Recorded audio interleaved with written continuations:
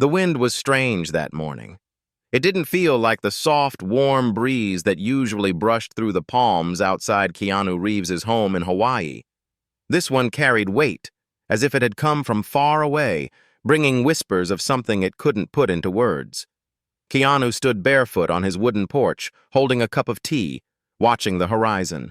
The sky was a pale gray, but the water felt different, restless, uneasy.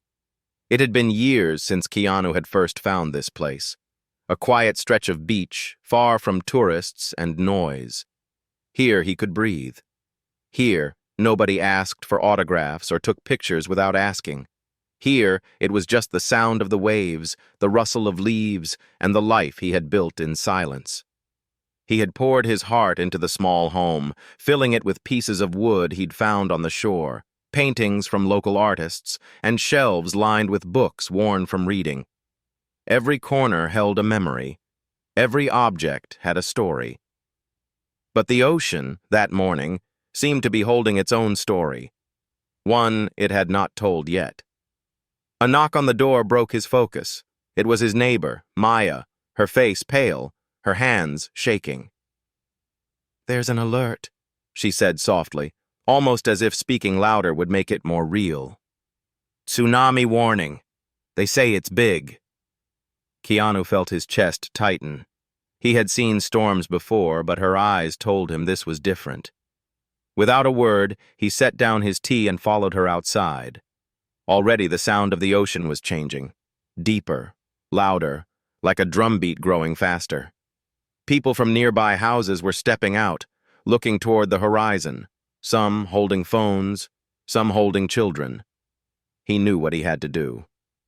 He went back inside and grabbed a small backpack, not clothes, not valuables, just a few things that mattered most. A faded photograph of his sister from when they were kids, a leather-bound notebook filled with his late friend's writings, and a small wooden carving made by a boy he once helped in a shelter.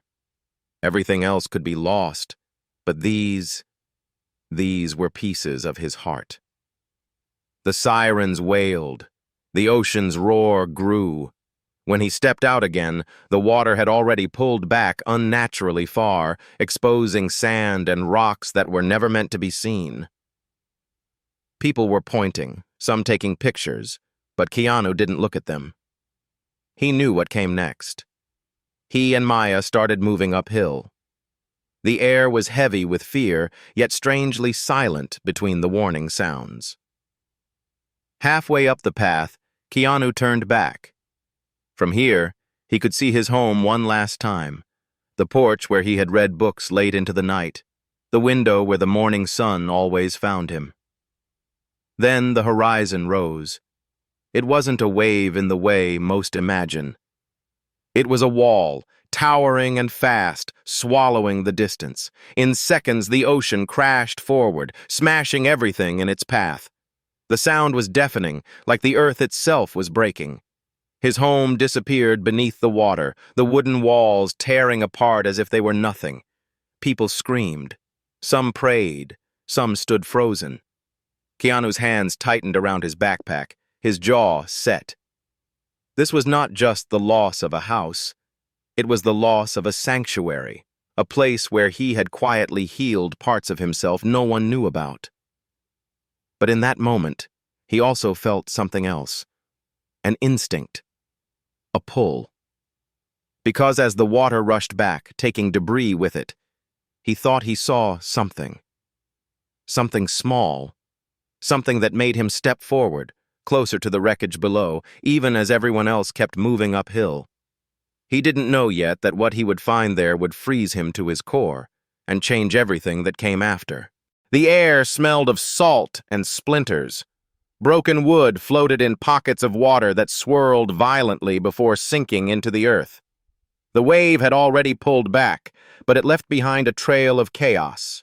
Fishing nets tangled around palm trunks, overturned boats lying like sleeping beasts, and fragments of lives scattered across the mud. Keanu stood at the edge of the slope, his shoes sinking into wet ground. The others had gone farther uphill, afraid of another wave. He knew the danger wasn't over, but something inside him told him to stay. His eyes scanned the debris, searching for what he thought he'd seen. There it was again, a small shape half buried in the sand, right where the waterline ended. He ran down, ignoring the sharp edges of broken glass and wood underfoot. The closer he got, the more the shape took form. It wasn't just debris. It was a box, old and weathered, its surface carved with patterns that looked almost like ocean waves themselves. He knelt down, brushing away wet sand with his fingers. The carvings were precise, careful. Someone had made this with love, with patience. The wood was darker in places, as if it had been touched by many hands over the years. But what froze him wasn't the box. It was the name carved on one side, his own. He stared at the letters, tracing them with his thumb. He had never seen this box before. He had no idea how it could have come from his destroyed home. He was sure it hadn't been there. Yet here it was, washed ashore after a wave that had swallowed everything. He tried to open it, but the lid was jammed, swollen from water. "Keanu!" a voice called. It was Maya, waving at him from higher ground. "Another wave might come! You need to get up here!" He nodded, but his hands didn't let go of the box. He slipped it into his backpack, the weight heavier than it should have been for something that size. Then he climbed back toward safety, every step pulling him farther from the wreckage, and closer to questions he didn't know how to answer. By the time they reached the emergency shelter, night was falling. The place buzzed with voices, some crying, some whispering, all trying to make sense of the disaster. People sat on mats, wrapped in blankets, clutching whatever they had managed to save. Keanu sat in a quiet corner, pulling the box from his bag. He tried the lid again. It didn't budge. Finally, he found a thin metal tool from his backpack and worked it gently into the seam. With a soft crack, the box gave way. Inside, under a layer of damp cloth, lay something unexpected. An envelope. The paper was aged, edges worn, the ink smudged, but still readable. It was addressed to him, in handwriting he hadn't seen in decades. His heart skipped. It was his mother's. She had passed away years ago. Yet here, in his hands, was a letter she had written, one he had never known existed. He could barely breathe as he unfolded it, the shelter's noise fading into silence around him. Her words began with "my dear son," and what followed would send a shiver through him so deep it felt like the tsunami had only just begun. The paper trembled in his hands, not from the breeze drifting through the shelter, but from something deeper, something that rose from his chest and tightened his throat. He hadn't seen her handwriting in so long, yet it was exactly as he remembered. The slanted letters, the soft loops, the way she always pressed a little too hard with her pen, as if her words needed to hold their place in the world. "My dear son," the letter began. "If you are reading this, it means life has brought you to a place you never expected to be. I don't know when you will find this or how, but I know you. I know that when you hold this, you will be calm on the outside and shaking on the inside." Keanu swallowed hard. She was right. The letter went on, speaking in a voice that seemed to flow through time. "You have always carried other people's pain like it was your own. You have always walked into storms when it would have been easier to walk away. I am proud of you for that. But I am afraid, too. Afraid you forget that you are allowed to be carried sometimes. You are allowed to rest. You are allowed to be held." He stopped reading for a moment. The shelter was filled with murmurs, the occasional cough, the quiet shuffle of feet, but around him it was as if the world had slowed. He could almost hear her voice, gentle yet firm, speaking directly to him. He read on. "I have left something for you inside this box. It belonged to your grandfather. He said it came from the ocean, though he never told me how. He believed it was a reminder that the sea gives and the sea takes, and we are only visitors here. Keep it with you, but don't lock it away.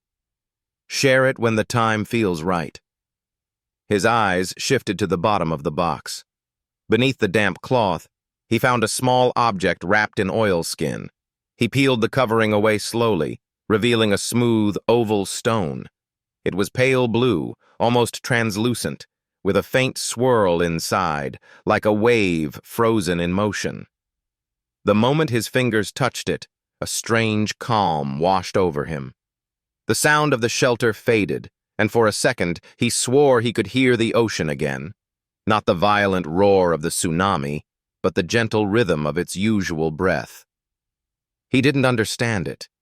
He didn't understand how this had survived the storm, how it had found him, how a letter written decades ago had been waiting, carried by a disaster that had taken everything else from him. A boy's voice broke the silence. "Mister, can I sit here?" Keanu looked up. A young boy, no older than 8, stood beside him, holding a blanket around his small shoulders.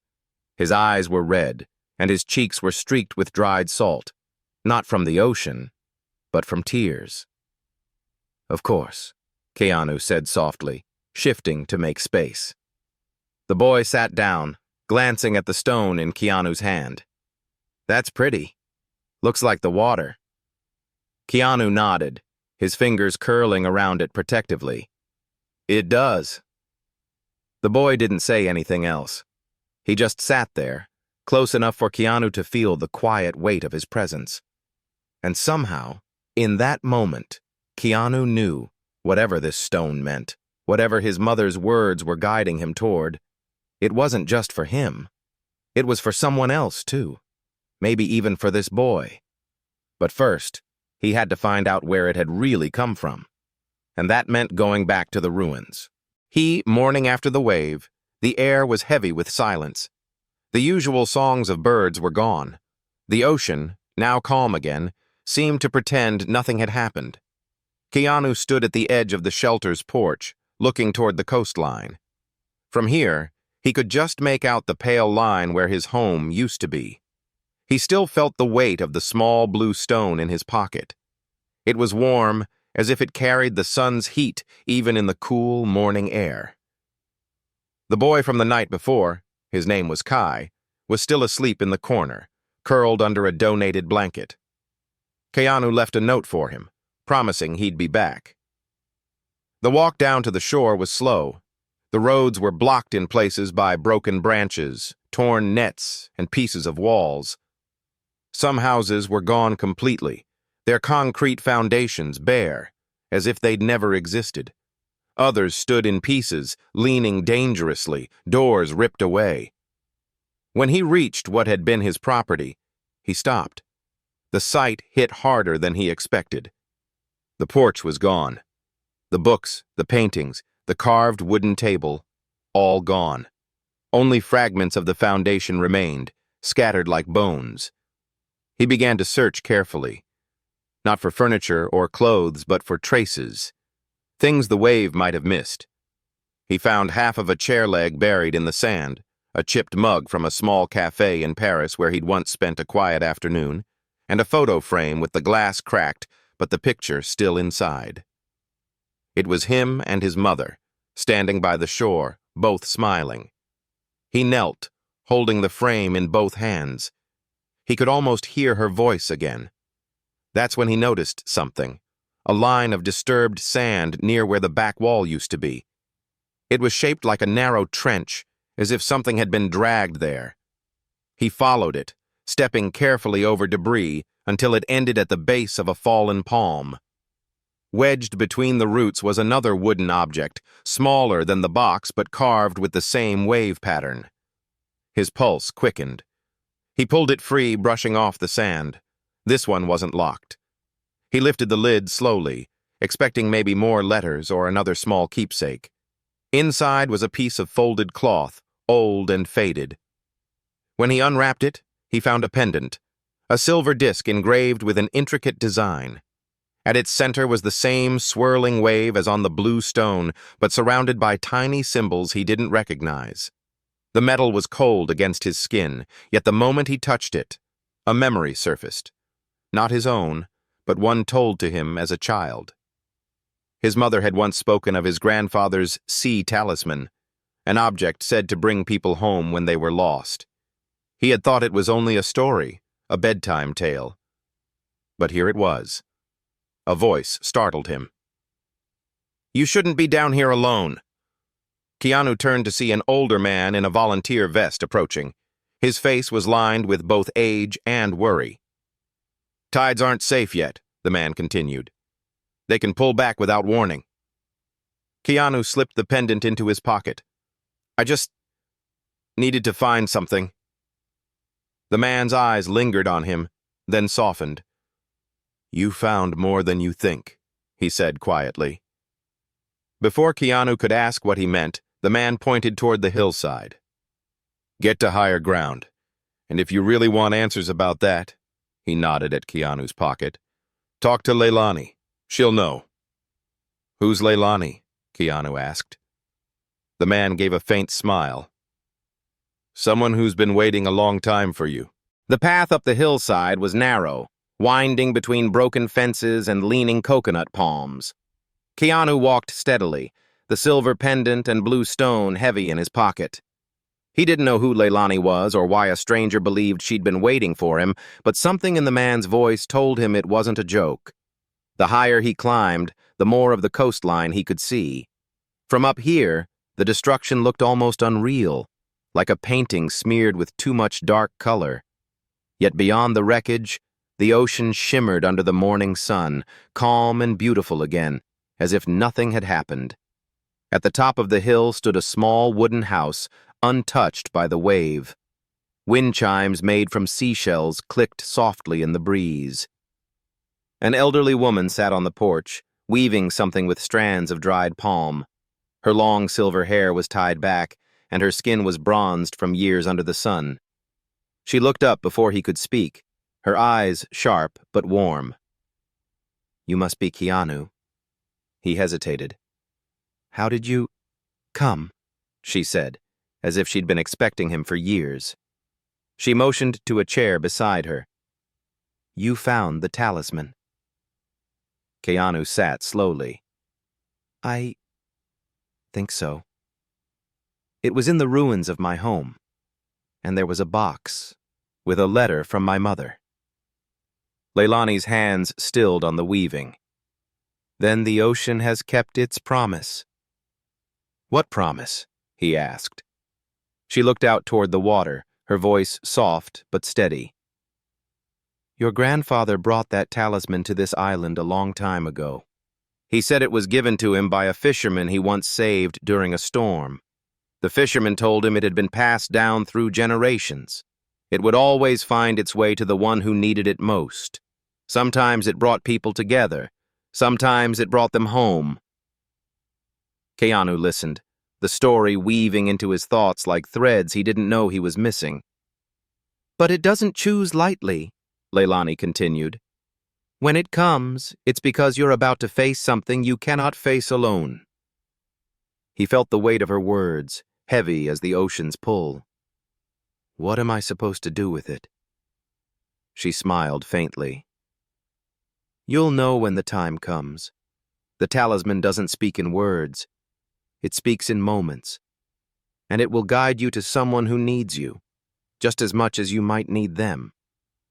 He thought of Kai, the boy at the shelter. "I met someone," he said slowly. "A kid. I think he lost everything." Leilani's eyes softened. "Then maybe the ocean already knows." Before he could ask more, a distant shout broke the stillness. Two men from the shelter were climbing the hill toward them, their faces pale. "Keanu!" one called breathlessly. "It's Kai! He's gone missing!" Keanu didn't wait for more explanation.